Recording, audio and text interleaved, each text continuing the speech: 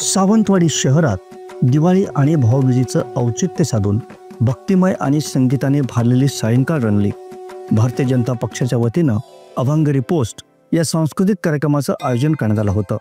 सावंतवाडीतील जगन्नाथराव भोसले उद्यान येथे झालेल्या या कार्यक्रमाला नागरिकांचा उत्स्फूर्त प्रतिसाद मिळाला।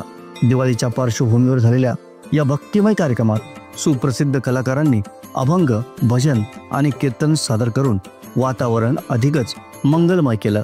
या कार्यक्रमाचं उद्घाटन भाजपचे सिंधुदुर्ग जिल्हाध्यक्ष प्रभाकर सावंत, आयोजक भाजप युवा नेते विशाल परब, जिल्हा बँकेचे चेअरमन मनीष दळवी, सामाजिक कार्यकर्त्या वेदिका परब, मनोज नाईक यांच्या हस्ते करण्यात आलं।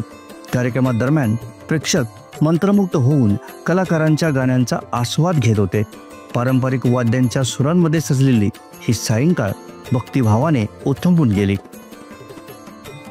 दिवाळीच्या शुभसंध्येला सांस्कृतिक आणि आध्यात्मिक परंपरेला चालना देणारा हा उपक्रम नागरिकांना एकत्र आणणारा आहे, अशी प्रतिक्रिया आयोजक तथा भाजप युवा नेते विशाल परब यांनी दिली।